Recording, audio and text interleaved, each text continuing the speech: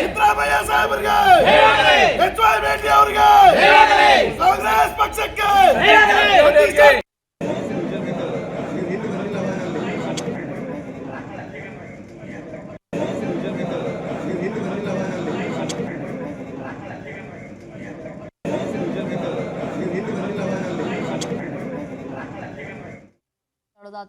ಬಾಗಲಕೋಟೆ ಮತ್ತೆ ದಾವಣಗೆರೆಯಲ್ಲಿ ಎರಡೂ ಕೂಡ ದಾವಣಗೆರೆ ಮತ್ತು ಬಾಗಲಕೋಟೆ ಎರಡೂ ಕೂಡ ಕಾಂಗ್ರೆಸ್ನ ಭದ್ರಕೋಟೆ ಹೌದು. ಆದರೆ ಇಲ್ಲಿ ಈ ಬಾರಿ ಬಾಗಲಕೋಟೆಯಲ್ಲಿ ಆಲ್ಮೋಸ್ಟ್ ಏನಾಗುತ್ತೆ, ನಿಜವಾಗ್ಲೂ ಕೂಡ ಮೇಟಿ ಕುಟುಂಬದಿಂದನೇ ಇಲ್ಲಿ ಜಯಬೇರಿ ಬಾರಿಸ್ತಾರಾ ಅಥವಾ ವೀರಣ್ಣ ಚರಂತಿಮಠ ಗೆಲ್ತಾರಾ? ಹೀಗೆ ಭಾಳಷ್ಟು ಕನ್ಫ್ಯೂಷನ್ ಇತ್ತು ಅಥವಾ ಭಾಳಷ್ಟು ಗೊಂದಲ ಇತ್ತು. ಅದಾದ ನಂತರ ಎಲ್ಲೋ ಒಂದು ರೀತಿಯಾಗಿ ಬಿಜೆಪಿ ಈ ಬಾರಿ ಮುನ್ನಡೆ ಸಾಧಿಸುತ್ತಾ ಅನ್ನುವಂಥ ಒಂದು ಚರ್ಚೆ ಕೂಡ ಆಗ್ತಾ ಇತ್ತು.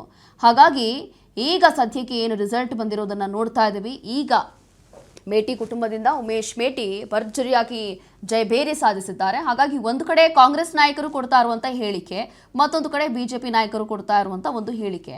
ಕಾಂಗ್ರೆಸ್ ನಾಯಕರು ಇಲ್ಲಿ ಕಾಂಗ್ರೆಸ್ ಪಕ್ಷ ಕೆಲಸ ಮಾಡಿದೆ, ಕಾಂಗ್ರೆಸ್ನ ಶಾಸಕರು ಅಲ್ಲಿರುವಂಥ ಸ್ಥಳೀಯ ಶಾಸಕರೇ ಇರ್ಬೋದು ಅಥವಾ ಪಕ್ಷದ ಕಾರ್ಯಕರ್ತರು ಇರ್ಬೋದು ಅಥವಾ ನಾಯಕರೇ ಇರ್ಬೋದು, ಎಲ್ಲರೂ ಕೂಡ ಪಕ್ಷಕ್ಕೋಸ್ಕರ ಕೆಲಸ ಮಾಡಿದ್ದಾರೆ, ಜನರಿಗೋಸ್ಕರ ಕೆಲಸ ಮಾಡಿದ್ದಾರೆ. ಅದಾದ ನಂತರ ಮೇಟಿ ಕುಟುಂಬವೂ ಕೂಡ ಜನರಿಗೋಸ್ಕರ ಅಭಿವೃದ್ಧಿಗೋಸ್ಕರ ಕೆಲಸ ಮಾಡಿದೆ. ಹಾಗಾಗಿ ಈಗ ಗೆದ್ದು ಬೀಗಿದ್ದೀವಿ ಅಂತೇಳಿ ಅವಳು ಹೇಳ್ತಿದ್ದಾರೆ.